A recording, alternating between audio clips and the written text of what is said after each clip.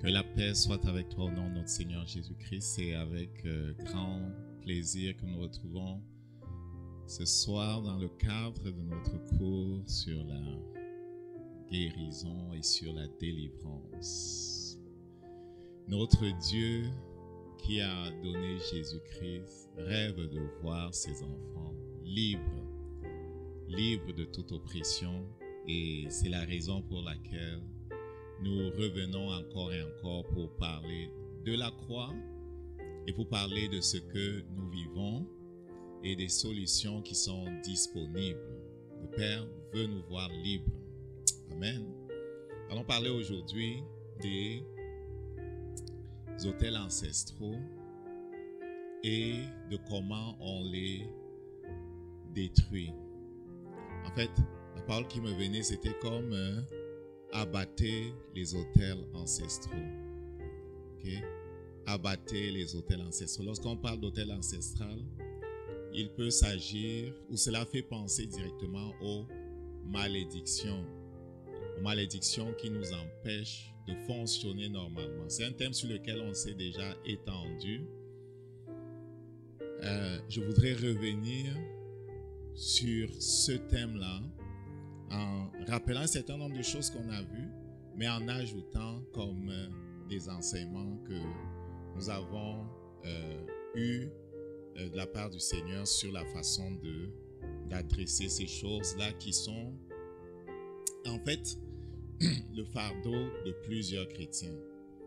Hier, assis à mon bureau, j'étais en train de lire certains sujets de prière que des gens envoient sur un certain groupe là, et c'est un groupe qui est aux États-Unis, et je voyais les gens demander la prière pour telle maladie, parfois m'asseoir et prier avec les sujets que je vois là-dedans là. Et la façon dont les gens phrasaient les choses, tu pouvais te rendre compte que vraiment les gens souffrent. Le diable ne donne de répit à personne.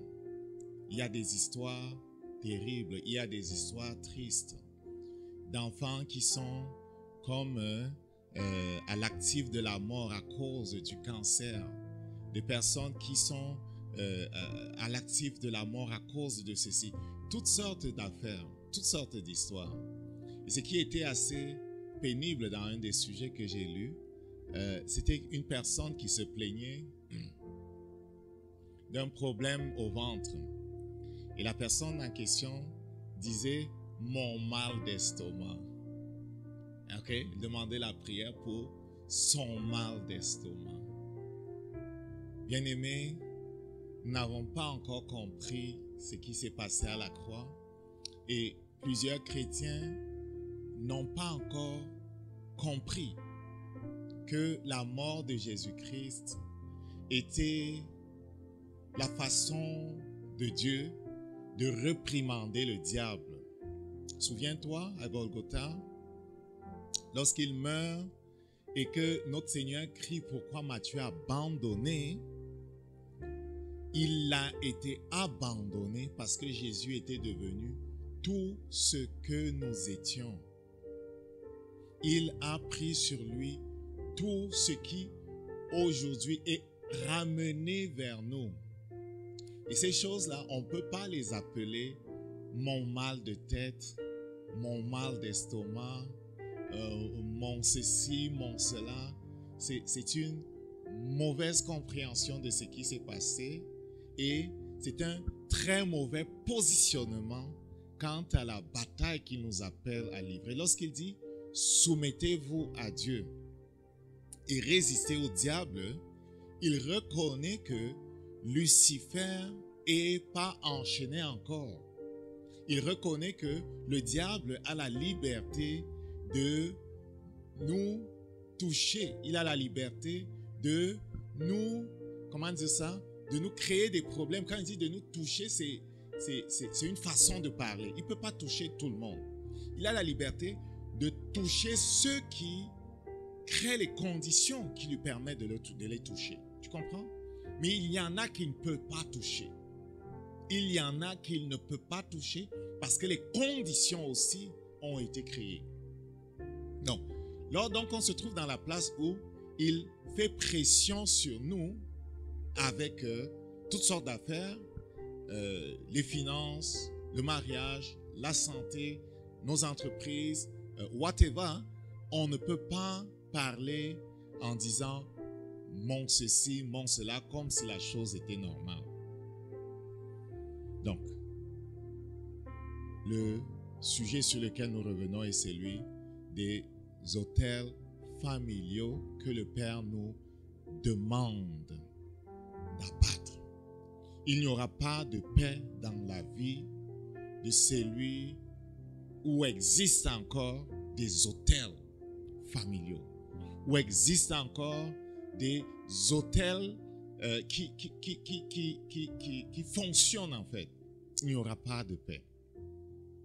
Amen. Nous allons prier.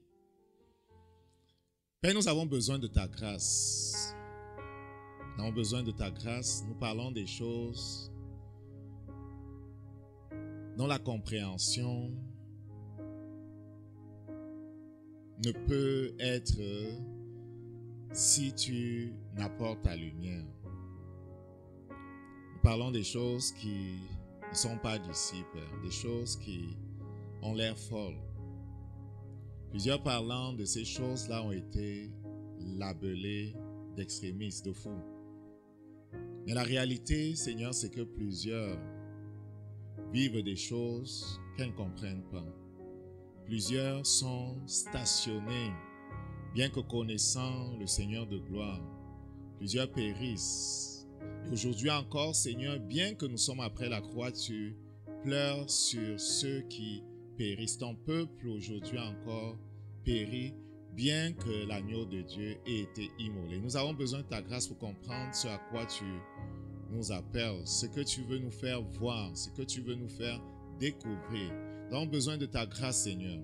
Tu es Dieu, au nom de Jésus-Christ. Amen. Quand on va parler d'autel familial, c'est quelque chose qui existe parce que quelqu'un qui nous a précédés a posé un certain acte. L'acte en question a créé une sorte de légalité. La légalité, c'est un terrain juridique, une plateforme sur laquelle va se tenir le diable pour demander le droit d'oppresser. Et il se tiendra devant le Père pour réclamer ce qui lui appartient en fait. Parce que le péché est sa propriété. Et tout ce qu'il trouve dans le monde comme ayant sa marque ou sa ressemblance, il a comme de fait le droit d'oppresser. C'est pour ça qu'avec Zacharie au chapitre 3, immersion, remarque, on a étudié, on est dans Zacharie actuellement, on est dans le chapitre 3 si je ne me trompe pas, oui. Un chapitre 3, tu verras dans les premiers versets du chapitre 3 que Lucifer se tient aux côtés de Zacharie qu'il accuse. Pourquoi il accuse Zacharie? On est en train d'expliquer c'est quoi une malédiction. On est en train d'expliquer comment fonctionne le monde spirituel. C'est très légal. C'est pour ça que le Père nous dit abattez les autels familiaux. C'est pour ça que le Père nous dit appliquez la victoire de la croix dans toutes les dimensions de vos vies. Ne laissez rien qui ne soit retourné. Ne laissez aucune pierre qui ne soit retournée. Identifiez et abattez les autels qui combattent mes desseins dans vos vies.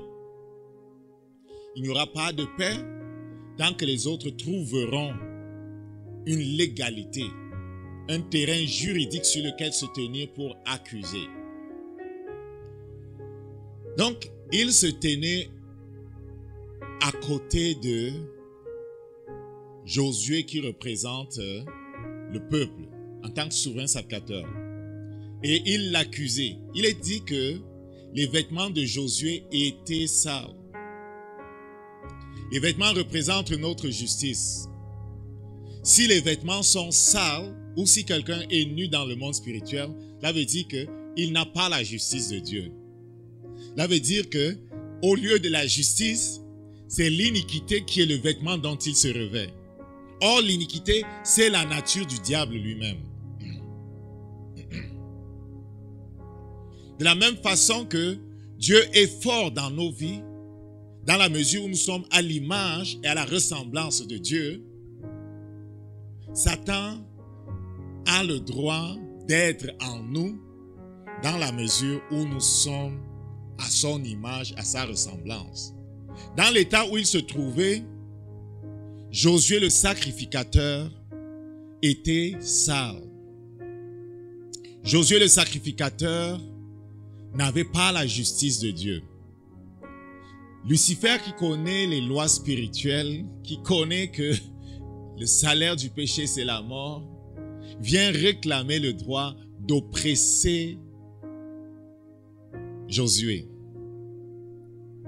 Quand nous lisons Deutéronome au chapitre 28, on se rend compte que le Père a clairement dit dans cette place-là les choses qui activent la bénédiction et celles qui activent la malédiction. Dès le début, il dit, si tu obéis à la voix de l'Éternel ton Dieu, en observant, en mettant en pratique tous les commandements que je te prescris aujourd'hui, l'Éternel ton Dieu te donnera la supériorité sur toutes les nations de la terre. C'est quoi la condition? Si tu obéis à la voix de l'Éternel ton Dieu, alors tu auras la domination.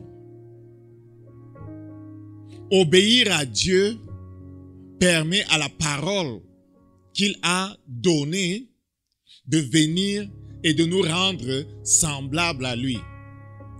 Dieu est tel que sa parole.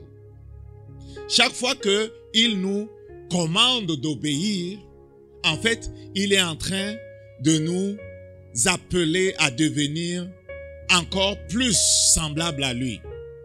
Pour nous qui sommes nés de nouveau, nous savons que l'histoire est légèrement différente de celle de Josué, qui n'était pas né de nouveau. Mais pour ce qui est du principe, du droit acquis par le diable dans la vie de celui qui est revêtu de ces choses, ce principe est vrai autant dans l'ancienne alliance que dans la nouvelle alliance. Je dis, si nous, de la nouvelle alliance, étant nés de nouveau, nous avons un avantage par rapport à ceux qui étaient sous l'ancienne alliance parce que nous sommes nés de Dieu et que notre esprit est tel qu'il est, il reste quand même vrai que si nous sommes revêtus de l'iniquité, parce que nous pratiquons l'iniquité, parce que nous refusons d'obéir à Dieu qui veut sauver notre âme, c'est notre esprit qui a été recréé, il veut sauver notre âme par sa parole, en faisant en sorte que nous nous départissions de ce qui a l'image de l'autre et qui lui donne un avantage sur nous pour revêtir sa justice dans toutes les dimensions de notre vie. Si nous refusons cela, alors les portes resteront ouvertes afin que celui qui oppresse, oppresse. Celui qui oppresse réclamera le droit d'oppresser le domaine de notre vie qui est tombé sous son contrôle. C'est pour ça qu'il est écrit au couple de ne pas offrir de prise au diable, ne pas faire en sorte que l'offense venant au milieu d'eux pousse, en tout cas ouvre la porte à celui qui veut oppresser. Et on est dans la nouvelle alliance là. On parle à des gens qui sont nés de nouveau et on leur dit, n'offrez pas de prise au diable. Qu'est-ce qu'elle veut dire? Ça veut dire, ne lui permettez pas de vous saisir. Dans la lutte, pour mettre quelqu'un à terre, il fallait être capable de réussir sa prise, de réussir, comment dire ça? De réussir, comment ça s'appelle encore? De réussir la technique que l'on voulait faire pour faire tomber la personne. Donc, on prend l'adversaire d'une certaine façon, et si on arrive à faire passer à l'exécuter de façon excellente, et qu'il ne part pas la prise en question, il va se retrouver par terre. Donc, quand il dit ne pas offrir de prise à Satan, on a vraiment l'image de la lutte. La lutte grecque que certainement Paul regardait souvent. Et il dit de ne pas offrir de prise, de ne pas permettre à Satan d'avoir avantage sur nous. Comment il aura avantage sur nous? Il aura avantage sur nous si les choses qui sont décrites ici se retrouvent dans nos vies. Les premiers versets de Deutéronome au chapitre 28 parlent d'obéissance. D'obéissance. De conformité à ce que Dieu a dit. Du début à la fin, c'est la conformité à ce que Dieu a dit. Il dit, voici toutes les bénédictions qui se répandront sur toi et qui seront ton partage lorsque tu obéiras. Au verset 1, il dit, obéiras. Verset 2, obéiras à la voix de l'Éternel ton Dieu. Tu seras béni dans les villes, tu seras béni dans tes champs. Le fruit de tes entrailles, ainsi de suite, ainsi de suite. Ok? Il redit encore et encore la même chose. Si tu obéis, si tu obéis, si tu obéis, si tu obéis, voilà ce qui va arriver. Par contre, à partir du verset 15, il dit, mais si tu n'obéis point à la voix de l'Éternel ton Dieu, si tu n'observes pas et ne mets pas en pratique tous ces commandements et toutes ces lois que je te prescris aujourd'hui, voici toutes les malédictions qui viendront sur toi et qui seront ton partage. Donc, on parlait de malédiction. La malédiction est comme un terrain juridique sur lequel se tient l'adversaire pour oppresser. Cela prend une cause, une raison. La raison peut être liée directement à nous par le fait des actions que nous avons posées. Ça peut venir aussi de ceux qui nous ont précédés. Et pourquoi sommes-nous troublés à cause de ceux qui nous ont précédés, à cause de la loi de Dieu? Quand il se présente à Moïse qui est monté pour intercéder pour le peuple, écoute là, le Seigneur dit qu'il est miséricordieux et compatissant, qu'il est lent à la colère. Mais il ajoute qu'il ne tient pas le coupable pour juste. Il dit qu'il bénit ceux qui font du bien jusqu'à 1000 générations, mais qu'il maudit ou qu'il récompense, ça c'est d'autres termes qu'on utilise, qu'il récompense l'iniquité des pères sur les enfants jusqu'à 4 générations. C'est une loi spirituelle qui est connue des deux côtés. Qu'est-ce que cela veut dire? Cela veut dire que un acte que je pose aujourd'hui, de méchant, de mauvais, peut faire souffrir jusqu'à 4 générations après moi. Ça veut dire les enfants de mes enfants et leurs enfants. Tu descends 4 fois. C'est une loi spirituelle qui est connue de tous.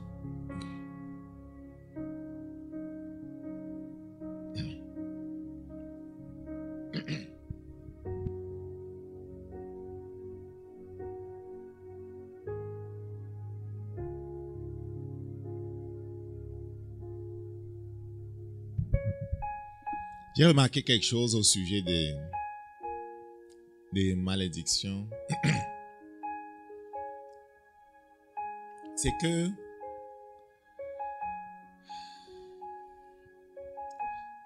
et même des troubles que les gens traversent, c'est que comme le monde a essayer de sortir Dieu du monde.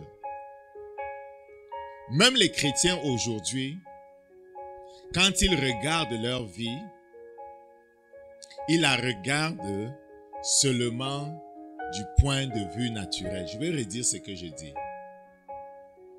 À cause de ce qu'on appelle l'évolution, à cause de ce qu'on appelle l'émancipation, ce qu'on appelle le développement de la connaissance, des sciences,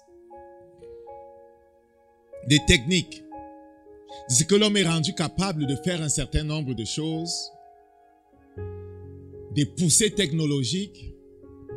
L'homme qui ne veut pas de Dieu a cessé de penser. En fait, on a endoctriné la masse à penser que la vie n'est pas spirituelle.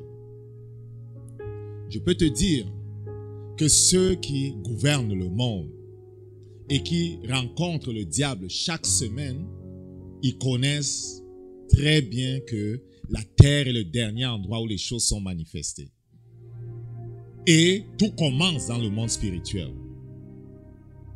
Donc, parce qu'on a conditionné les gens à regarder les choses seulement du point de vue naturel, bien des personnes, et même les chrétiens, quand ils regardent ce qui se passe dans leur vie, ils ne font aucun cas du spirituel.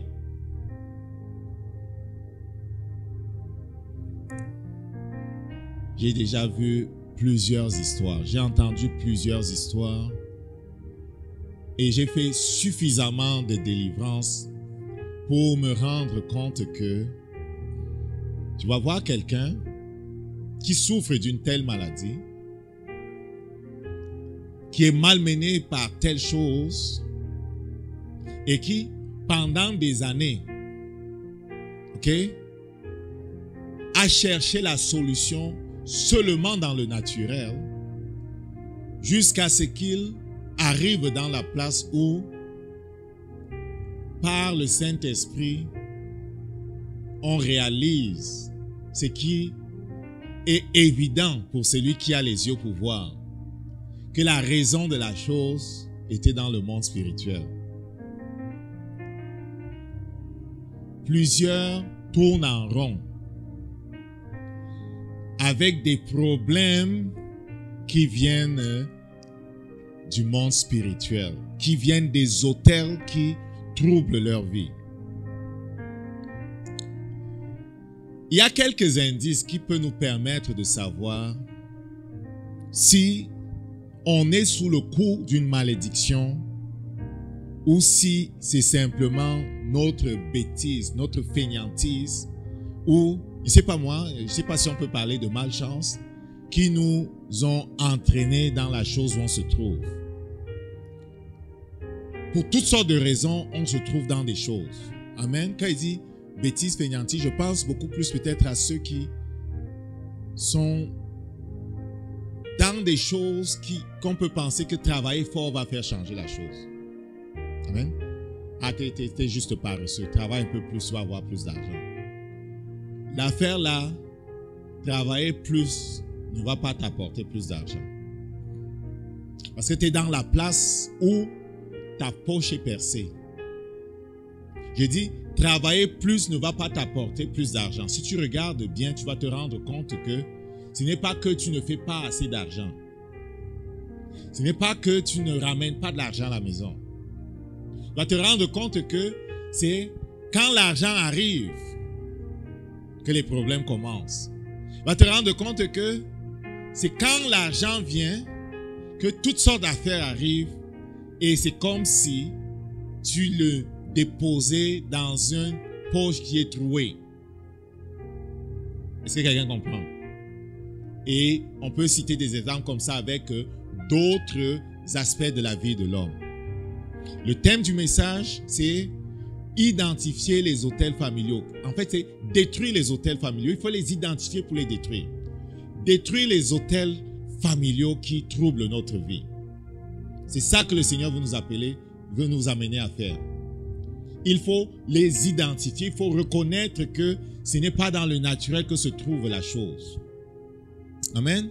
Donc, il y a au moins les possibilités suivantes pour nous permettre de voir s'il y a un problème qui est, comment dire ça, il y a une malédiction quelque part dans cette affaire-ci. Lorsque tu te rends compte que dans ta vie, dans ta famille, il y a des problèmes sérieux de mariage. Amen. Des problèmes sérieux de mariage. Tu n'as pas de paix dans ton mariage. Jamais, jamais de paix dans ton mariage. Ok? Et tu vois dans la famille, tout le monde, des problèmes de mariage. Tu peux être sûr. Je peux dire, tu peux être sûr qu'il se trouve là un autel qui combat le mariage. Lorsque tu vois quelqu'un qui a toutes sortes de maladies, des maladies chroniques, ça n'arrête pas, la liste est longue là. Tu peux te rendre compte, en tout cas tu peux commencer à soupçonner que l'affaire ci n'est pas correcte. Et ces gens-là, ils vont se ramener à l'hôpital. On va faire toutes sortes d'examens. Et en général, les examens ne donnent rien. Et il y en a qui font des années là, ils font ça la même chose là tout le temps. Ils courent encore à l'hôpital. On fait tuk tuk tuk. Ils ont la paix pendant 2 semaines, 3 semaines, 1 mois. Ça recommence. Oups, c'est ça. Après, c'est ça. Après, c'est ça. Après, c'est ça. La personne se retrouve avec une foule de mots. Il n'a pas de paix. Amen. Donc, si tu es quelqu'un qui est acculé par des maladies chroniques, des maladies qui ne partent pas, des maladies qui oppressent, il y a un autel derrière. Ce qui est de la maladie simplement, pour le Saint-Esprit, c'est quelque chose par lequel Satan oppresse. Actes au chapitre 10, verset 38 dit, « Vous savez comment Dieu a oint du Saint-Esprit de force Jésus, qui allait de lieu en lieu faisant du bien et guérissant ceux qui étaient sous l'oppression du diable. » Ceux qu'il guérissait, le Saint-Esprit dit, ils étaient oppressés par le diable. On parle juste de maladies simples là maintenant. Tu peux être oppressé par un mal de tête. Tu peux être oppressé par un mal de dos. Tu peux être oppressé, je ne sais pas, par n'importe quoi là, un mal d'estomac. Maladie simple là. Quand on parle de maladie chronique, c'est que jamais tu n'as de paix. Et souvent ce n'est pas seul. Est-ce que quelqu'un comprend? Également pendant la délivrance, ce n'était pas le seul cas, j'ai eu d'autres cas comme ça. On travaillait avec quelqu'un qui avait 3 à 4 affaires. 3 à 4 affaires qui étaient dans sa vie depuis des années. Je dis 3 à 4 affaires qui étaient dans sa vie depuis des années. On court à l'hôpital, on rentre à la maison. Et après on court à l'hôpital, et après on rentre à la maison. Et après on court encore à l'hôpital pour différentes choses. Il y a des médicaments qu'on prend à l'année longue.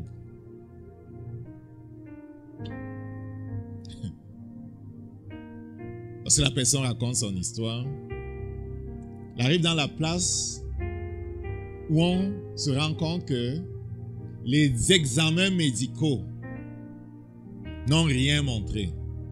Et quand bien les examens médicaux auraient montré quelque chose, Acte 10, verset 38 nous dit « Toute maladie est une oppression du diable. On n'a pas à l'accepter. » Tu n'as pas à l'accepter. Mais nous parlons des cas où il y a un autel. Nous parlons des cas où il y a quelque chose qui active la souffrance, l'oppression dans la vie de la personne. Okay? Des maladies chroniques.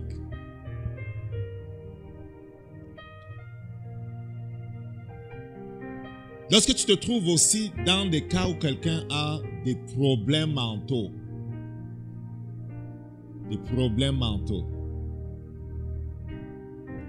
et que les patterns peuvent se retrouver même dans la famille, où c'est la même chose qui trouble les gens, ok? Ou c'est toi-même qui es troublé,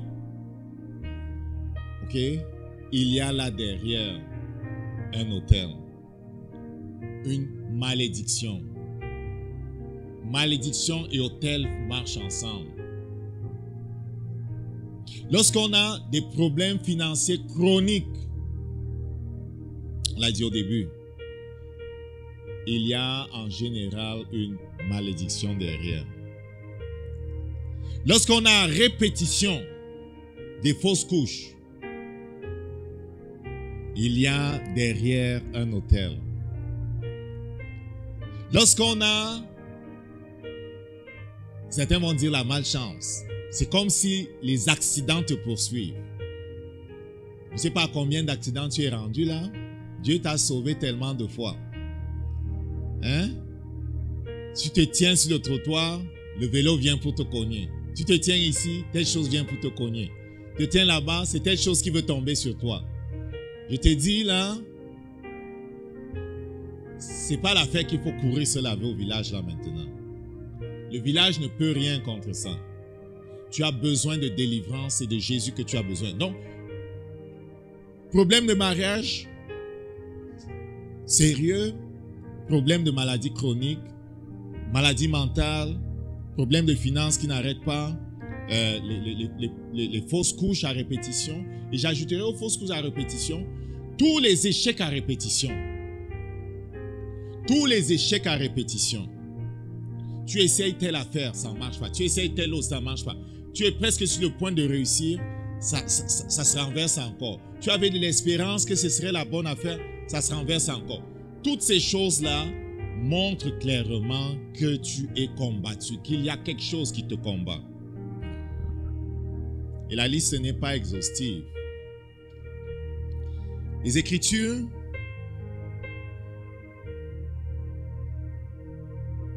permettent de découvrir qu'il y a même des malédictions en rapport avec la mort, la destruction.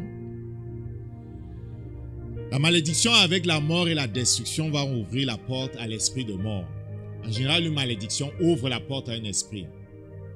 Quand il dit ici, si tu n'obéis point à la voix de l'Éternel, si tu n'obéis pas à la voix de l'Éternel ton Dieu, si tu n'observes pas, mets pas en pratique tous ces commandements et toutes ces lois que je te prescris aujourd'hui, voici toutes les malédictions qui viendront sur toi et qui seront ton partage. Tu seras maudit dans la ville, tu seras maudit dans les champs. Il dit toutes les malédictions. Donc, il y a plusieurs choses qui venaient sur eux. Ils ne tenaient pas devant devant les royaumes qui venaient les agresser, ils n'arrivaient pas à tenir. En guerre, ils n'arrivaient pas à tenir. Lorsqu'ils semaient, les récoltes n'étaient pas bonnes. Les criquets venaient bouffer les choses. Écoute là, ils fuyaient devant leurs ennemis. Ils ne prospéraient pas dans leur troupeau. Il y avait toutes sortes de choses qui leur arrivaient. Pourquoi? Parce qu'ils avaient brisé la loi de l'Éternel et qu'ils avaient ouvert la porte à toutes sortes de choses qui venaient frapper différents aspects de leur vie. Parfois, nous sommes frappés par une ou deux choses, mais en tant que nation, en tant que peuple, ayant désobéi à Dieu pour s'attacher à d'autres dieux, ils avaient ouvert la porte à toutes sortes de choses.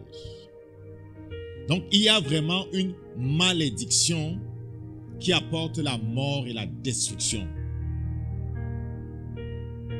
L'histoire d'une famille, là, je l'ai raconté plein de fois.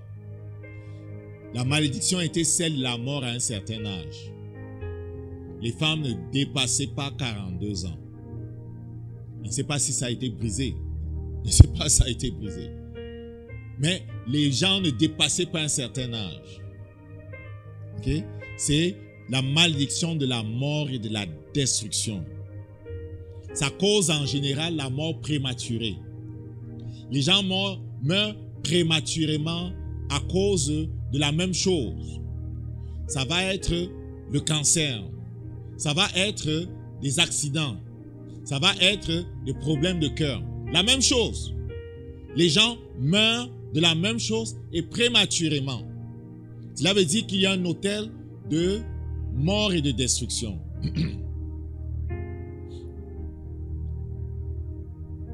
Il y a une malédiction qui détruit l'ordre familial. Il a dit, Dieu est le père de Jésus, Dieu est le chef de Jésus, Jésus est le chef de l'homme, l'homme est le chef de la femme. Il y a une malédiction qui va venir et renverser cet ordre-là. Malheureusement, certaines personnes sont comme venues avec cette propension à vouloir s'asseoir sur la tête de leur mari. Je te dis là, tu vas regarder la mère, elle veut s'asseoir sur la tête de son mari. Tu vas regarder les filles, elles veulent s'asseoir sur la tête de leur mari. Et tu vas regarder que dans cette maison-là est entrée une sorte d'esprit qui détruit la position de l'homme. L'homme démissionne de sa position de prêtre, démissionne de sa position de chef. Et il est comme dominé exactement comme Akab avait démissionné de sa position et c'était Jézabel qui gouvernait le royaume d'Israël. Il ne doit pas en être ainsi.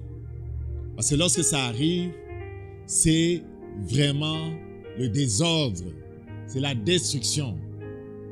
Il ne peut pas avoir quelque chose de bon là-dedans. Les malédictions qui sont celles de la sorcellerie.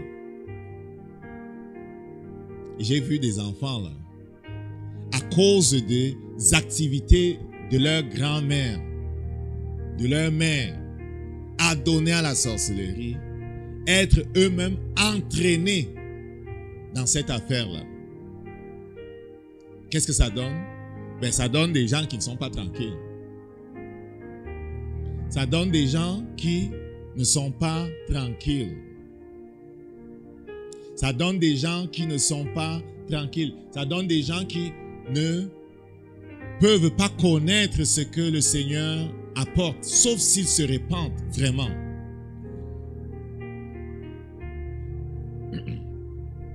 Certains pensent vraiment que le chemin de la sorcellerie, l'attachement au diable est le chemin qu'il faut suivre. Je veux revenir sur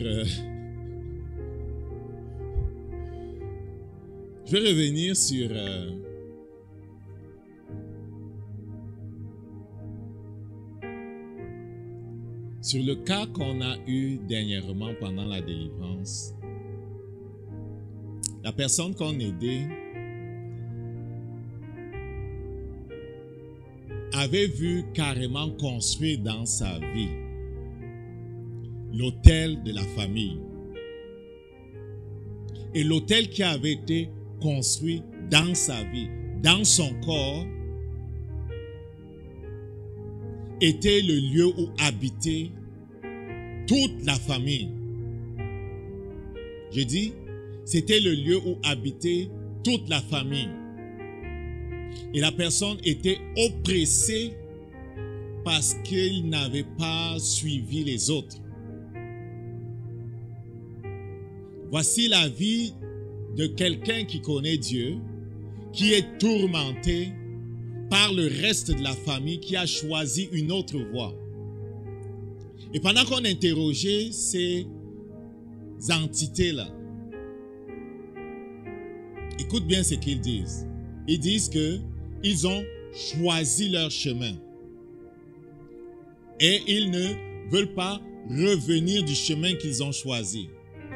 Ils ont un autre Dieu. Ils ne veulent pas revenir de ce chemin-là. Je m'adresse à toi. Ce n'est pas pour tout le monde maintenant. Je m'adresse à toi qui a peut-être été entraîné par les gens de ta famille dans les choses dans lesquelles la famille sont. Tu as été entraîné par ton père, entraîné par ta mère, entraîné par ton frère, entraîné parce que la famille est consacrée au diable et que c'est ça votre chose. Tu n'as pas à demeurer là-dedans. La fin de ce chemin-là, c'est la destruction. Tu peux sortir de là. Tu n'as pas à demeurer dedans. La fin de cette chose, c'est la destruction. Je m'adresserai maintenant à celui qui connaît la condition spirituelle de sa famille. Plusieurs parmi nous, on connaît la nature de notre famille.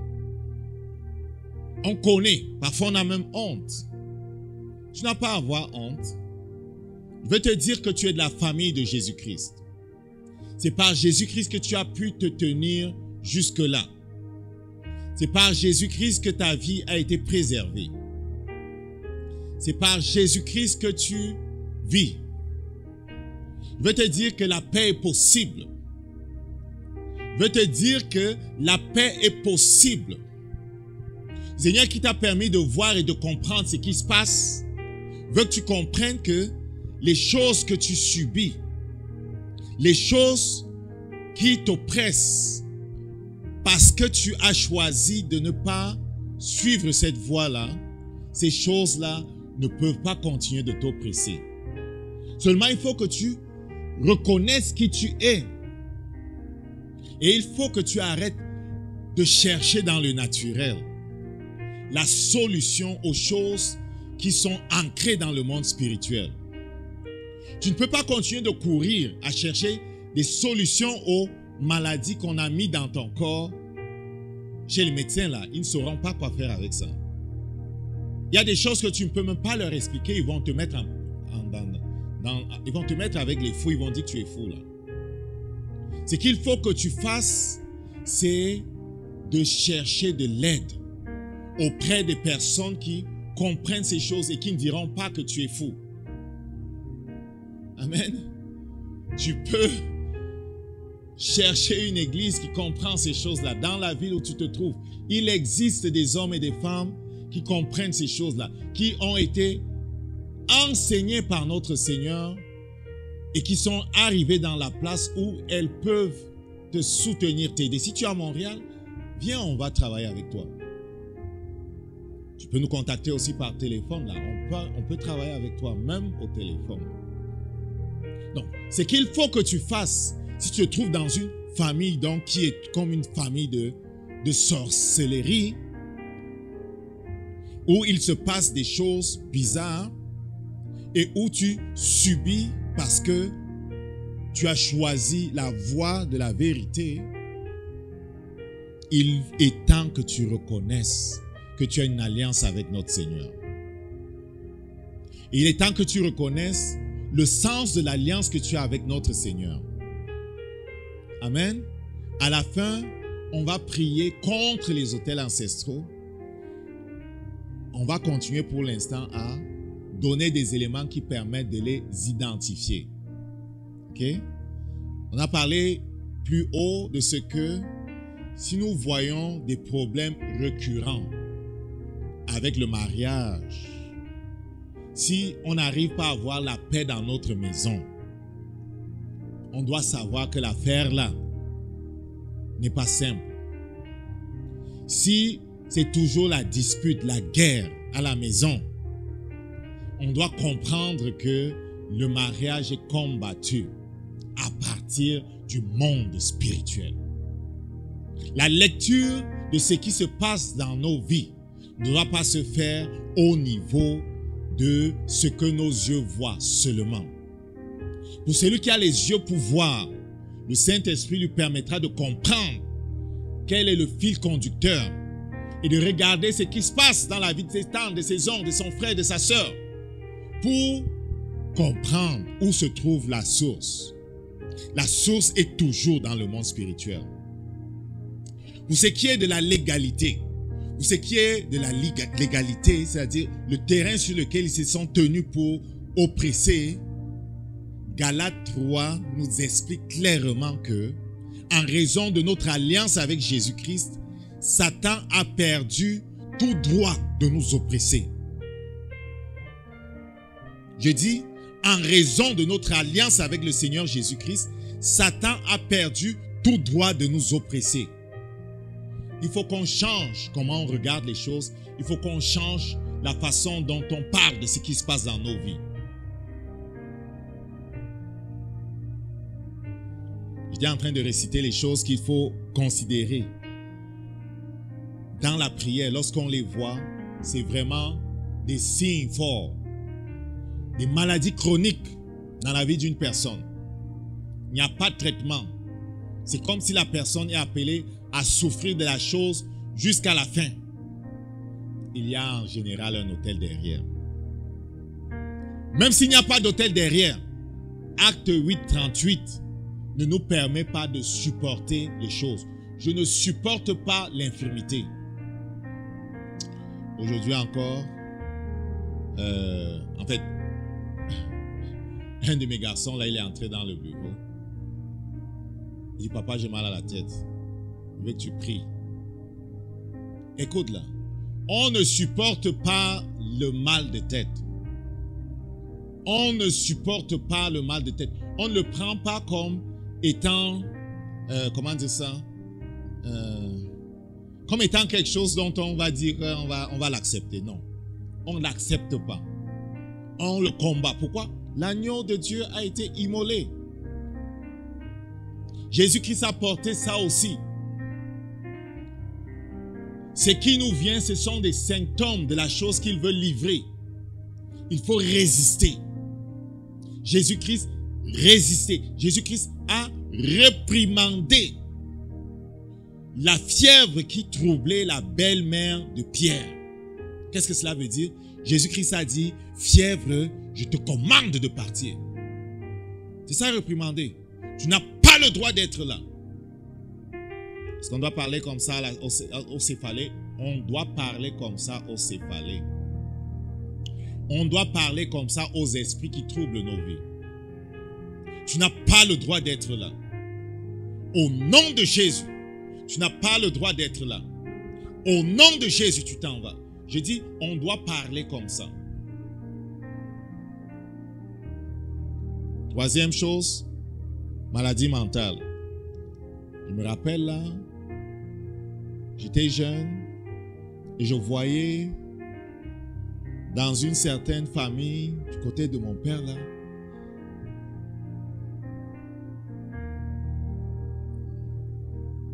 consanguin, je ne sais plus trop quoi là, anyway. Il y avait comme un pattern de quelque chose qui était bizarre, derrière lequel se trouvait un hôtel. Ah, moi, je ne veux pas me fatiguer à chercher ailleurs là. C'est le diable qui en est la cause. Et pourquoi? À cause de ce que les parents courent à gauche, à droite pour chercher des solutions. Pour chercher des solutions auprès des serviteurs du diable. Les gens ont amené le trouble dans leur maison parce qu'ils sont allés d'hôtel en hôtel pour consulter les sorciers. Ils ont amené le trouble et le feu dans leur maison parce qu'ils ont fait venir des sorciers pour travailler dans leur maison. Et j'étais à Yaoundé. Un monsieur, lui n'est pas chrétien là maintenant. Il fait toutes les autres choses. Chaque année, il ramène dans sa maison le sorcier qui va tuer la chèvre, qui va mettre le sang, à gauche, à droite, qui va mettre le sang sur les enfants. Il veut purifier les enfants. Écoute là. Et il est déjà mort là maintenant. Toutes ces choses-là ne l'ont pas protégé, tu comprends? Il est mort avant le temps. Et les enfants n'ont pas la paix. c'est lui qui voulait donner la paix aux enfants en passant par des voies que Dieu ne recommande pas, a mis les enfants dans les problèmes.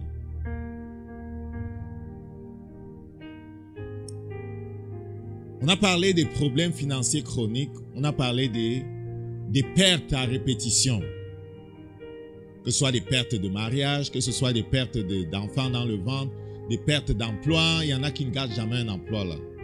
Il y en a qui ne restent pas sur place. Ça, c'est une malédiction aussi. Ok? C'est une malédiction, le fait de ne pas rester sur place. Il y a une sorte d'esprit qui empêche, je te dis, des gens de se fixer. C'est la malédiction, qu'on peut dire, du vagabondage. C'est comme un esprit d'errance.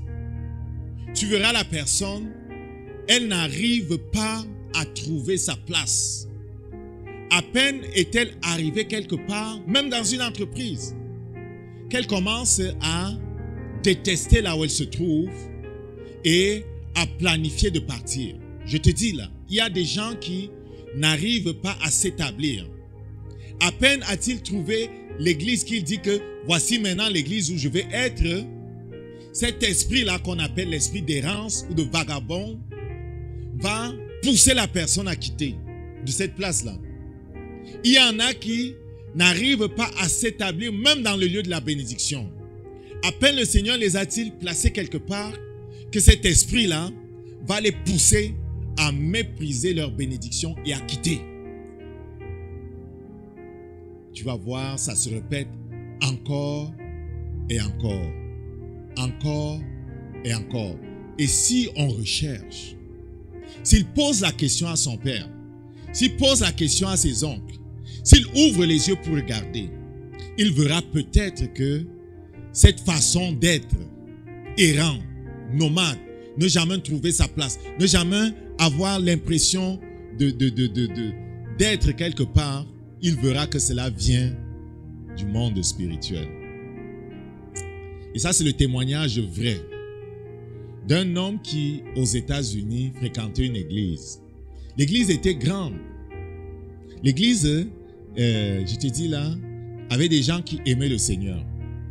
Mais cet homme-là qui était troublé par une malédiction d'errance, une malédiction de vagabond, une malédiction qui nous dépossède de notre identité, était rendu presque aveugle aux yeux de ceux avec qui il était.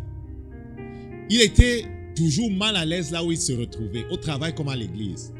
C'est-à-dire, il passait presque invisible à cause de cet esprit qui travaillait toujours à le détacher, à l'arracher, à le pousser à partir. Il était comme invisible. Un homme de Dieu visite la place. La prophétie vient. La délivrance suit la prophétie. Et à partir du jour où cet homme est délivré, cet esprit de vagabond, d'errance, qui l'empêchait de prendre racine, qui l'empêchait de s'épanouir, qui l'empêchait de se développer normalement, sa vie change. Et c'était comme si les gens le découvraient. Si quelqu'un comprend. Soyons attentifs aux choses qui se passent dans notre vie. N'essayons pas toujours de les expliquer de façon naturelle. Le malheur de plusieurs vient de ce que ils n'écoutent pas le Saint-Esprit qui essaye de mettre le doigt sur la racine du problème. Il n'y aura pas de paix dans la vie de celui dont les racines ne sont pas propres, dont les racines ne sont pas ancrées en Jésus lui-même. Si nous sommes enracinés sur les autres choses, si nous absorbons l'iniquité que nous absorbons en raison du fondement sur lequel nous sommes posés va nous troubler. Je ne sais pas si ça fait du sens ce que je dis. Donc, supposons que tu as jeûné, tu as prié, Tu as posé la question aux gens qui sont autour de toi. Tu as permis au Saint-Esprit de te permettre de réaliser que il se peut que tu sois sous la malédiction de la sorcellerie ou la malédiction de comment dire ça? La prostitution. Oui, il y a une malédiction de prostitution. Et comment il fonctionne celui-là? C'est un esprit qui va pousser les gens à se prostituer. En général, c'est une malédiction qui existe dans les régions côtières. Dans les régions qui sont proches des eaux, en raison des transactions qu'il y a entre les peuples qui sont proches des eaux et les esprits qui habitent dans les eaux, les sirènes entrant dans les filles et les jeunes hommes vont faire en sorte qu'ils soient légers, vont faire en sorte qu'ils soient, comment dire ça, manipulés par les esprits de séduction. Regarde et tu verras, dans le monde entier, les villes qui sont à proximité des eaux sont des villes où la prostitution bat son plein. Est-ce que quelqu'un m'écoute? Donc, il se peut qu'en raison du lieu où nous sommes nés, une entité qui règne sur la région ait comme planté des semences en nous. Si ces semences-là ne sont pas enlevées, on ne restera pas tranquille, bien que marié. Je dis, bien que marié, on ne restera pas tranquille. En fait, ces esprits sont tellement pervers que pour eux, l'audace et, comment dire ça, il y a un certain plaisir à briser les alliances. Il y a un certain plaisir à ne pas respecter l'alliance du mariage. Il y a un certain plaisir à aligner les conquêtes. Quand on a été saisi par ces esprits-là, il y a comme une certaine vulgarité dans la façon de vivre et de se comporter. Ça vient de quoi? Ça vient des sirènes qui poussent les gens à se comporter de cette façon-là. Si tu n'es pas libéré de ça, tu ne resteras pas dans le mariage. Tu ne resteras pas dans le mariage. On a parlé de la malédiction de vagabond, c'est quoi? Tu n'arrives pas à te fixer. Tu es toujours en train de partir. Tu ne peux pas, tes racines n'arrivent pas à pousser à quelque part. À peine as-tu commencé à te réjouir que tu commences à détester la chose, tu veux partir ailleurs. C'est un esprit qui combat et ton identité et ton héritage. On a parlé bien sûr de l'esprit d'infirmité et de maladie. Ça, c'est celui qui est derrière toutes les maladies. Quand je prie contre la maladie, j'agresse toujours l'esprit d'infirmité. Quand tu as affaire à une maladie, quelle qu'elle soit, que ce soit une maladie qui touche les os, que ce soit une maladie qui touche n'importe quoi, j'agresse toujours l'esprit d'infirmité, l'esprit de la mort. Okay? On les agresse toujours. Donc, tu as donc prié, le Seigneur t'a révélé quelle est la nature des choses. Qu'est-ce que tu dois faire? Le Seigneur nous apprend à reconnaître et à battre les autels. Comment on doit faire? La liberté commence lorsque nous comprenons qui nous sommes. Parce que le combat n'est pas dans la chair. La liberté commence lorsque nous comprenons qui nous sommes. Le combat n'est pas dans la chair. Dans le texte de Zacharie au chapitre 3 que nous avons, sur lequel nous sommes appuyés en commençant, je vais l'ouvrir. Tu vas te rendre compte que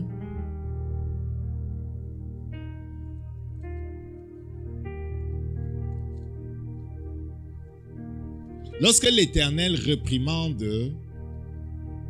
le diable, l'Éternel dit qu'il a choisi Josué. Il me fit voir Josué, le sacrificateur, debout devant l'ange de l'Éternel et Satan qui se tenait à sa droite pour l'accuser. L'Éternel dit à Satan, que l'Éternel te réprime. Satan, que l'Éternel te réprime, lui qui a choisi Jérusalem Il dit, n'est-ce pas là un tison arraché du feu? L'Éternel a choisi Jérusalem. Cette prophétie arrive.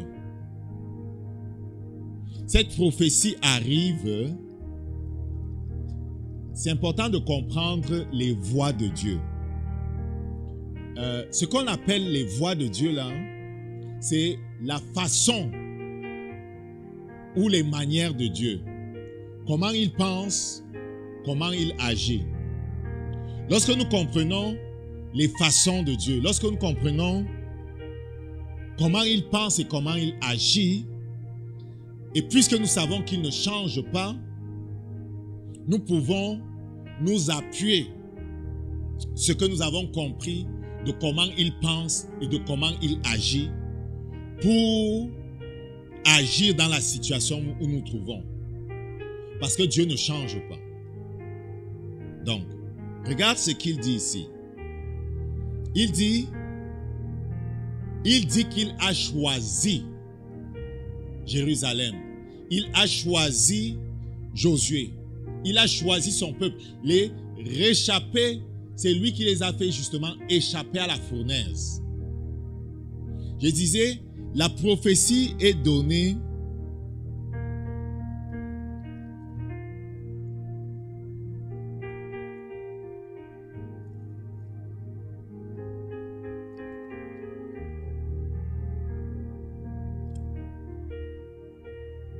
il commence le 8e mois de la seconde année et il poursuit, si je ne me trompe pas, le 11e mois.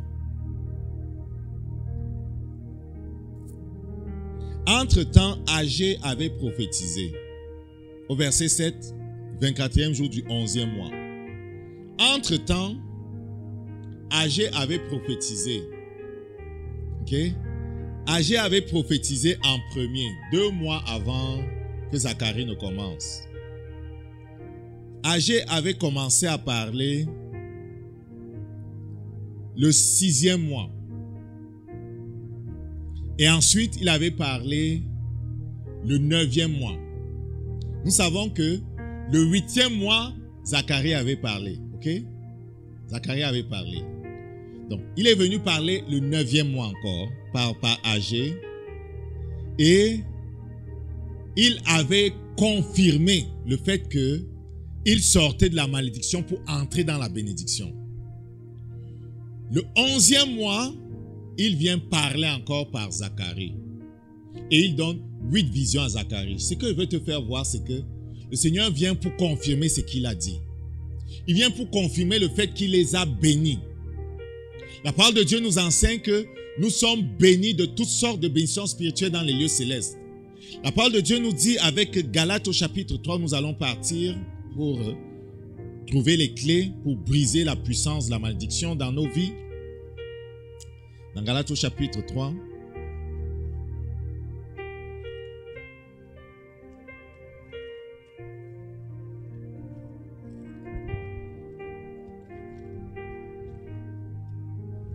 Dans Galates au chapitre 3,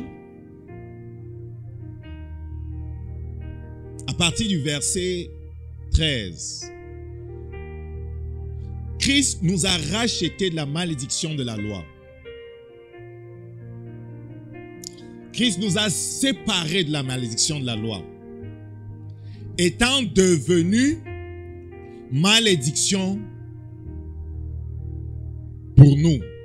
Car il est écrit, maudit est quiconque est pendu au bois. Qu'est-ce qu'il dit? Christ nous a rachetés de la malédiction de la loi. Toutes les choses que nous avons citées plus haut sont des choses qui découlent de la loi de Dieu. Quand tu regardes Deutéronome chapitre 28, la partie de la malédiction là, c'est à partir du verset peut-être 15, 16, 17 là, jusqu'à 65 quelque part là-bas. C'est détaillé là, c'est beaucoup. Dieu parle de la malédiction de différents aspects de la vie du peuple qui, au lieu de s'attacher à Dieu, s'est attaché aux dieux étrangers. Le fait de s'être attaché aux dieux étrangers a ouvert les portes de la destruction sur différents aspects de leur vie. C'est ça la malédiction de la loi. Savoir les décrets de condamnation de Dieu sur le péché de l'homme. Les décrets de condamnation de Dieu sur le péché de l'homme qui a brisé la loi de Dieu. Quand il dit, écoute, ô Israël, l'Éternel, votre Seigneur, sera le seul Seigneur. Tu aimeras l'Éternel, ton Dieu, de tout ton cœur, de toute ton âme, de toute ta pensée, de toutes tes forces. C'est un commandement. De ne pas faire ça ouvre la porte à une malédiction. Quand il dit, tu ne te feras aucune image taillée et que des gens font des images taillées pour les adorer, pour les vénérer, pour toutes sortes d'affaires, ils ouvrent une porte de malédiction. Tout commandement qu'il a donné, la paix c'est quand on obéit. La malédiction c'est quand on n'obéit pas. Donc, il dit Christ vous a racheté de la malédiction de la loi, de toutes sortes de malédictions. C'est important de comprendre et de savoir que quelle que soit la malédiction, Christ vous a délivré de la malédiction en question. Parce qu'il est devenu malédiction à notre place.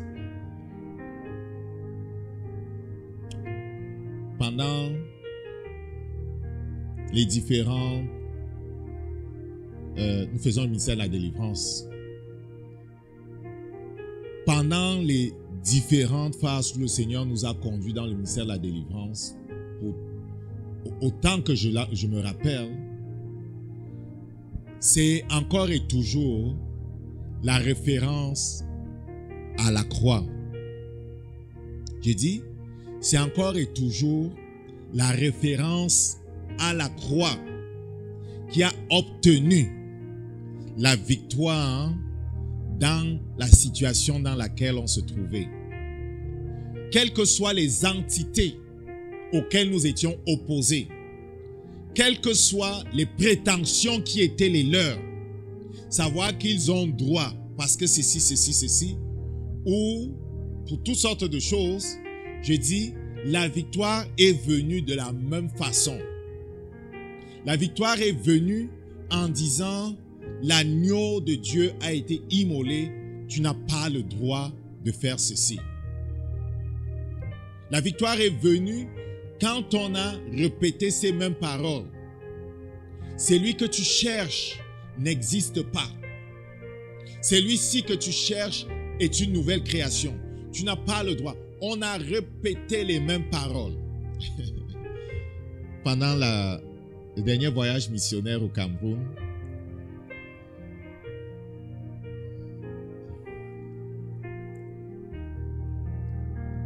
la délivrance avait duré on était allé à presque 5 heures.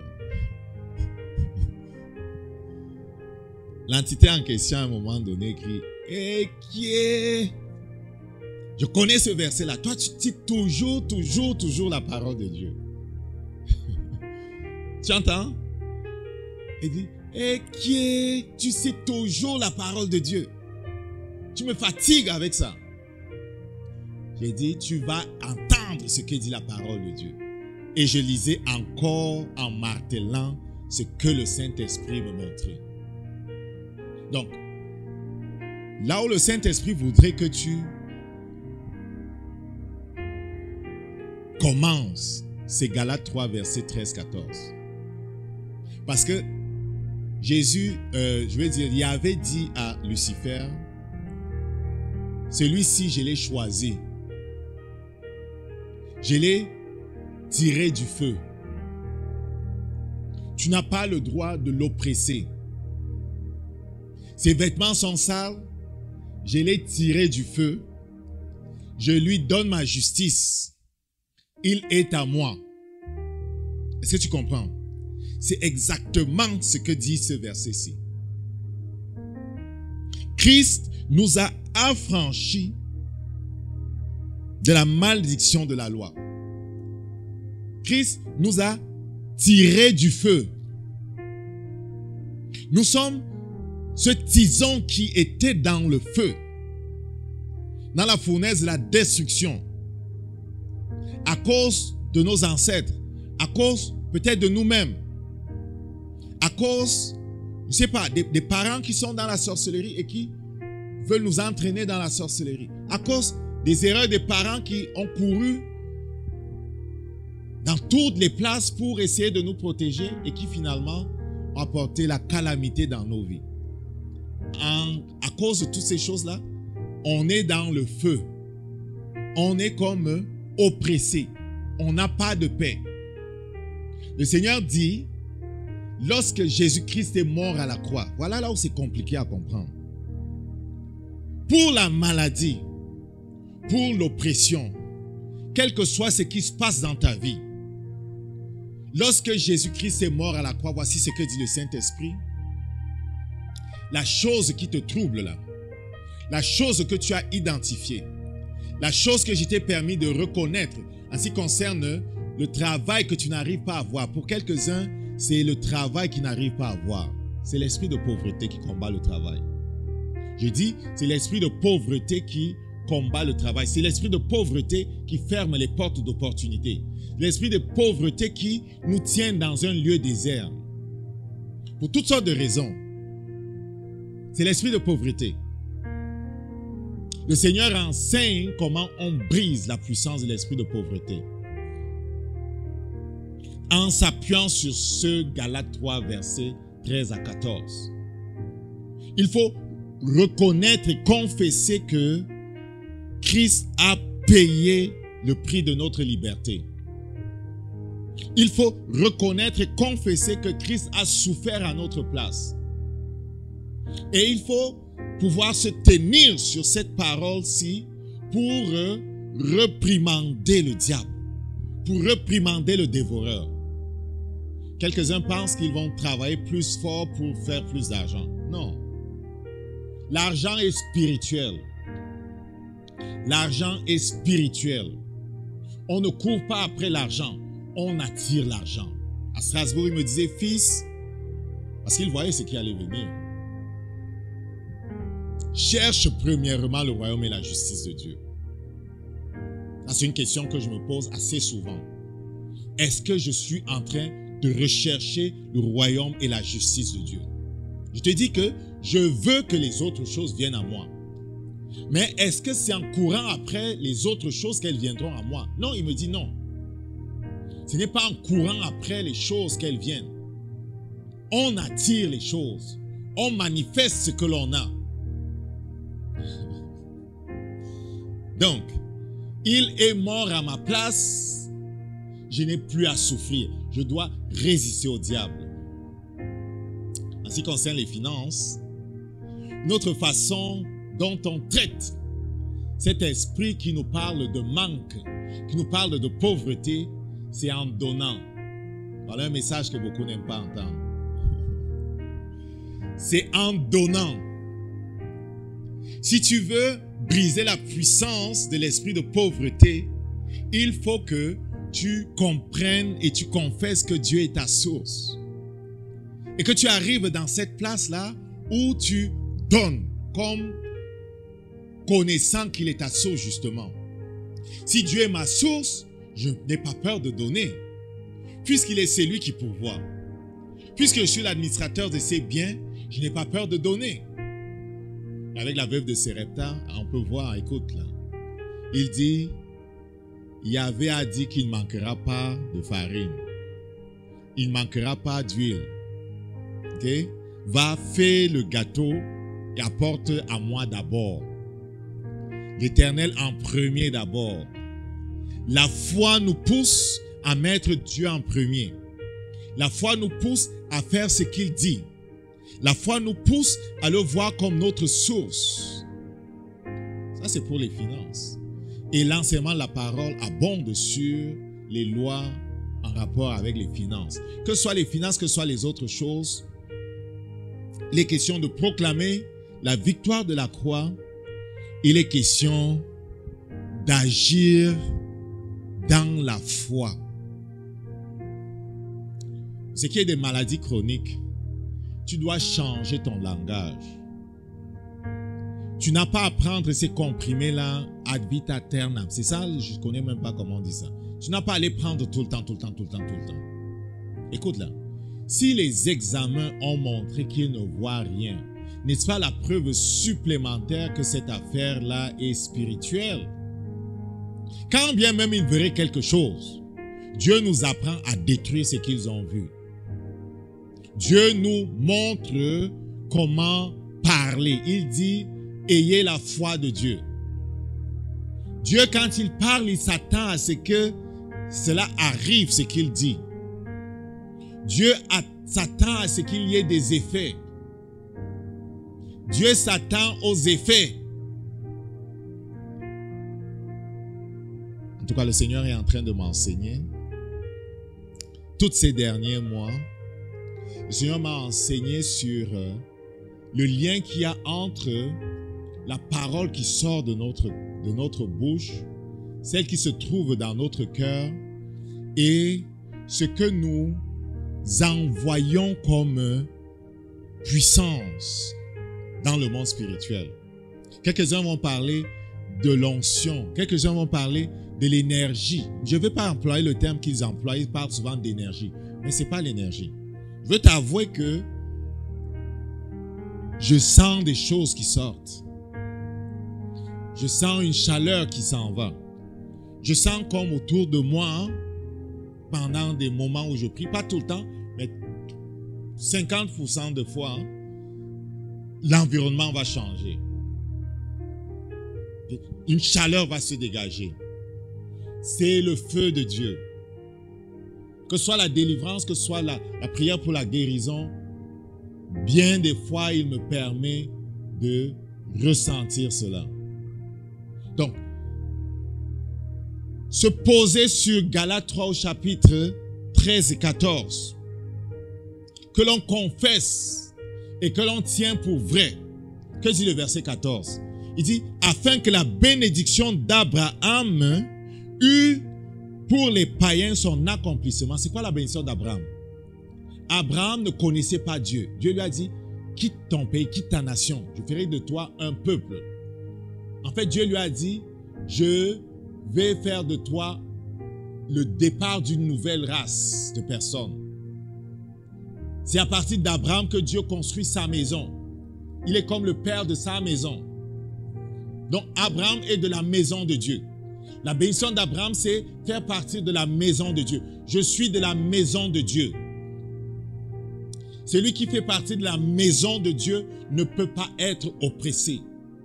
Celui qui fait partie de la maison de Dieu ne peut pas être dominé. Est-ce qu'ils vont essayer? Ils vont essayer. Mais on a l'Église pour nous soutenir. On a les frères et les sœurs pour nous soutenir. Amen. Recherche l'aide, ne reste pas seul. C'était une honte de raconter leur histoire. Tu as honte de raconter ton histoire. Tu préfères souffrir. Tu préfères souffrir. Bien-aimé, prie et Dieu te montrera des personnes à qui tu peux partager ton histoire. Elles vont t'aider à grandir. Le best, c'est que elles vont t'aider à trouver la délivrance. Le best, c'est que tu cherches à grandir toi-même. Dieu te destine à grandir. Donc, la bénédiction d'Abraham, c'est le fait d'être enfant de Dieu. Et il dit, l'autre chose qu'on a reçue, c'est le Saint-Esprit. Le Saint-Esprit qui vient nous apprend à prier. On ne doit pas avoir de respect pour les autels ancestraux. On ne doit pas les tolérer. Il faut les abattre. Comment on abat un autel? En l'appelant par son nom et en le renversant. Alors pendant la délivrance l'autre fois, écoute là, on a fait ça plusieurs fois là. Ça a pris 3 heures. Le dernier a révélé qu'on avait dressé un autel dans le pied de la personne. Jérémie 1, verset 10 nous explique comment on fait le combat spirituel, nous explique comment on abat les autels, comment on abat les royaumes. Jérémie, on va finir avec ça et on va prier. Jérémie au chapitre 1.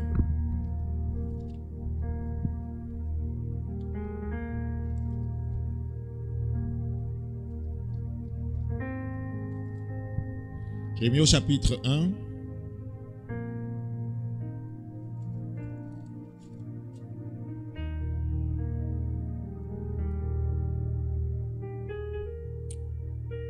Au verset 5, il dit: avant que tu fusses formé dans le ventre de ta mère, je te connaissais. Je veux que tu saches que Dieu te connaissait. Dieu sait exactement où tu te trouves et les prières qui sont montées vers le ciel ont été entendues. Ce message est une réponse même à ta prière. Dieu veut te montrer que tu as quelque chose à faire. Moi, nous avons pensé que si Dieu veut me délivrer, il va le faire. Non, non, non, ça ne marche pas comme ça. C'est à partir de la terre que la bataille contre le monde spirituel doit être lancée. C'est lorsque nous bougeons que Dieu bouge. Je dis, c'est lorsque nous bougeons que Dieu bouge. Ce que nous tolérons, Dieu ne peut rien faire avec. C'est seulement sous David qu'Israël, dans les limites territoriales comment dire ça, a pu s'étendre jusqu'au bout de ce que Dieu leur avait donné. Tous les autres faisaient des concessions avec les Philistins. Tous les autres faisaient des concessions aux nations étrangères. Ils n'ont jamais possédé tout leur territoire. C'est ta décision jusqu'où tu veux aller en termes de liberté.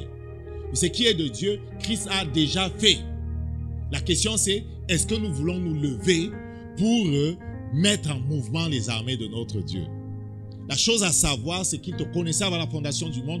La chose à savoir, c'est qu'à la croix, Christ a remporté la victoire pour toi. La chose à savoir, c'est qu'il faut que tu parles. Il faut que tu te lèves. Il faut que tu te mettes en colère. Il faut que tu mettes le pied à terre, comme on dit ici au Québec. Ce que tu tolères va te dominer. Par contre, ce que tu ne tolères pas va être obligé de partir. Je reviens toujours sur la délivrance. C'est un concours de qui va lâcher le premier. Je dis, c'est le concours de qui va lâcher le premier. Et si le Seigneur ne trouve pas en toi quelqu'un qui est déterminé à voir sa gloire manifester et donc à ne pas lâcher, tu vas perdre la bataille. Donc le verset 10, qu'est-ce qu'il dit? Il dit, regarde, je t'établis aujourd'hui sur les nations. Dieu t'a donné la victoire. Dieu t'a établi au-dessus des choses qui te troublent. Ne te vois plus en bas, tu es en haut. Donc Dieu t'a établi au-dessus des autels ancestraux. Dieu t'a établi au-dessus des sorciers, des démons.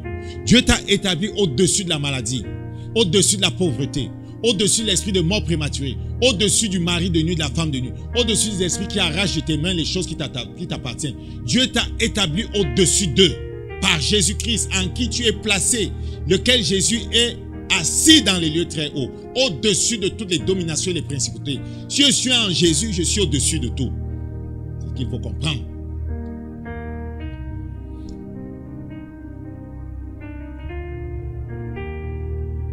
Il dit, il t'a établi pour faire quoi? Pour que tu ruines, pour que tu détruises, pour que tu abattes. J'avais sauté le abattre au début. Pour que tu abattes, pour que tu ruines, pour que tu détruises. Tu ne dois rien laisser debout. Je dis, tu ne dois rien laisser debout. Quelques-uns parmi nous ont fait un travail à moitié. Si tu fais un travail en moitié, les esprits que tu laisses là vont ouvrir la porte aux autres. Ils reviendront encore. C'est que le Saint-Esprit me disait l'autre jour. Si tu ne finis pas la faire-ci, ceux que tu vas laisser ouvriront la porte aux autres. Et la situation de la personne-ci sera pire qu'avant. La situation de la personne-ci ne changera pas. Est-ce que quelqu'un comprend? Tu dois aller jusqu'au bout. Tu dois t'assurer que tu es allé jusqu'au bout. Tu dois avoir le témoignage du Saint-Esprit que tu es allé jusqu'au bout. En termes de repentance, elle doit être complète. En termes de consécration, elle ne peut pas être à moitié. Elle doit être complète. On doit aller jusqu'au bout. En termes de destruction d'autel, on doit aller jusqu'au bout. Et demander au Saint-Esprit de confirmer que l'on a fait le travail jusqu'au bout. Donc, il t'établit afin que tu abattes, tu arraches, tu détruises. Et après, qu'est-ce qu'il dit? Tu bâtisses et tu plantes. C'est par la parole qui sort de nos bouches que l'on abat. C'est par la parole qui sort de nos bouches que l'on renverse. C'est par la parole qui sort de nos bouches que l'on détruit. C'est aussi par la parole qui sort de nos bouches. Et surtout, par l'obéissance à la parole qui nous montre que l'on construit sur des fondations nouvelles. Dieu t'amène sur des fondements nouveaux. Les autres doivent être complètement détruits. Nous allons prier. Mets-toi debout. Père, au nom de Jésus, par la puissance du Saint-Esprit, prenons autorité sur tout ce qui n'est pas de toi dans nos vies. Répète après moi. Père, je renonce à Satan. Je renonce au monde. Je renonce à moi-même. Je renonce à la sorcellerie. Je renonce à tout esprit d'orgueil. Je renonce à tout esprit de séduction. Je renonce à tout esprit de mari de nuit, de femme de nuit. Je renonce à la magie, à la sorcellerie. Je renonce à la haine, à la colère. Je te donne 30 secondes. Renonce aux choses spécifiques qui te troublent, la pauvreté, la maladie. Renonce aux choses spécifiques qui te troublent. Fais vite, fais vite, fais vite, fais vite, fais vite. Fais vite au nom de Jésus. Au nom de Jésus, les choses que tu tolères vont te dominer. Renonce spécifiquement aux choses que tu détestes, aux choses que tu sais que ça ne vient pas de Dieu. Renonce, renonce, renonce, renonce. Renonce. Père, ta parole déclare, répète après moi, que Christ a été fait malédiction à ma place. Ta parole déclare qu'il est mort à ma place. Je confesse, je suis mort. Je confesse, je suis mort. Ta parole déclare qu'il y a eu une guerre dans le ciel. La parole proclame que Satan et ses anges, bien qu'ils aient combattu, ils ont perdu. Père, je te loue pour la victoire que tu as remportée à la croix. Je te bénis, leur place ne fut plus trouvée dans le ciel. Je te bénis, Seigneur. Leur place n'est plus trouvée dans ma vie. Esprit impur qui est venu habiter dans ma vie. Je vous parle au nom de Jésus. Sur la base de la parole de Dieu qui proclame que mon héritage est celui d'Abraham. Savoir, je suis de la maison de Dieu. Je vous parle au nom de Jésus. Il m'a choisi. Vous ne pouvez condamner celui qu'il a choisi. Je vous réprime au nom de Jésus. La mort de Jésus à la croix, c'est une réprimande cinglante de mon Dieu à tout ce que vous faites dans ma vie. Hors de ma vie, au nom de Jésus. Hors de ma vie, au nom de Jésus. Je vous commande de partir. Au nom de Jésus. L'Éternel fait de vous. L'Éternel fait de vous sa cible. Et ses flèches vous frappent. Vous ne pouvez vous cacher. Nulle part en moi, vous ne pouvez vous cacher. Le feu de l'Éternel vous trouve. Le feu de l'Éternel vous trouble. Le feu de l'Éternel vous expulse de ma vie. Vous êtes chassés de ma vie. Au nom de Jésus. Vous êtes consumés par son feu. Au nom de Jésus. Le javelot de l'Éternel vous frappe. Vous partez de ma vie. Au nom de Jésus. Au nom de Jésus. Que le feu descende. Au nom de Jésus. Que le feu descende. Au nom de Jésus. Que le feu descende au nom de Jésus. Que le feu descende au nom de Jésus. Mets ta main sur ton bas-ventre. Père, envoie le feu au nom de Jésus sur tout animal mystique. Envoie le feu au nom de Jésus. J'envoie le feu au nom de Jésus. Il n'y a pas de paix pour toi. Esprit impur, je te réprime au nom de Jésus. Je te commande de partir. Le feu sur toi, de la tête aux pieds. J'allume le feu au nom de Jésus. De la tête aux pieds, j'allume le feu au nom de Jésus. Tout autel placé dans ton corps est pulvérisé par la main puissante de Dieu. Tout autel placé dans ta maison est pulvérisé par la main puissante de Dieu. Je vous réprime, vous partez de sa vie. Ce que vous avez pris à sa vie, vous relâchez. Toutes les dimensions de son âme reviennent. Au nom de Jésus, toutes les parties de sa vie sont réintégrées et reprennent leur place. Au nom de Jésus, je réprime tout esprit de pauvreté. Au nom de Jésus, tu enlèves tes mains sur les finances. Tu enlèves tes mains sur le travail. Je te réprime au nom de Jésus. Je réprime tout esprit qui combat l'autel de la famille. Tu enlèves ta main sur ce mariage. Tu enlèves ta main sur le couple. Je te réprime au nom de Jésus. Je réprime tout esprit de mort prématurée. Au nom de Jésus. Je te réprime. Tu t'en vas au nom de Jésus. Je parle contre tout esprit de sorcellerie. Ta puissance est brisée. Vous partez de la vie de cette personne. Le sang de Jésus vous chasse. Au nom de Jésus.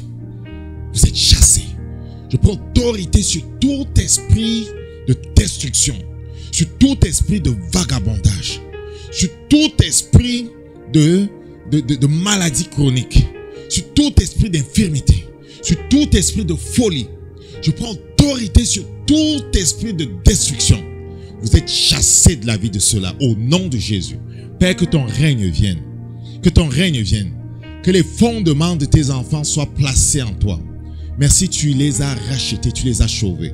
Tu es digne. Que ton nom soit sanctifié, Seigneur. Gloire à toi, Jésus. Gloire à toi, Jésus. Rends grâce à Dieu. Rends grâce à Dieu. Rends grâce à Dieu qui œuvre en toi. Il nous parlait aujourd'hui de l'impérieuse nécessité d'identifier les autels familiaux et de les abattre. Ne les tolérons pas. Ne cherchons pas à régler les problèmes qu'ils nous causent en œuvrant dans le naturel. Il faut aller dans le monde spirituel pour les abattre. Amen. Et pour t'aider, on est disponible. Tous les dimanches à partir de 10h, tu peux venir ici à Montréal. C'est au 86-27 la rue Hochelaga. C'est une place où tu vas t'épanouir. C'est une place où on a à cœur de voir les gens grandir. Nous prêchons la parole de Dieu. Nous pratiquons la guérison. Nous pratiquons la délivrance. Et nous nous évertuons à faire en sorte que les uns et les autres grandissent pour être ceux et celles que le Seigneur les appelle. Amen. Et pour t'aider pendant l'année qui va arriver. Amen. J'ai dans les mains, façonné par Jésus, un canevas de méditation. Bientôt disponible sur... il est déjà disponible sur notre plateforme là. Tu peux le trouver sur academiejesus.shop. Tu peux le trouver aussi sur Amazon.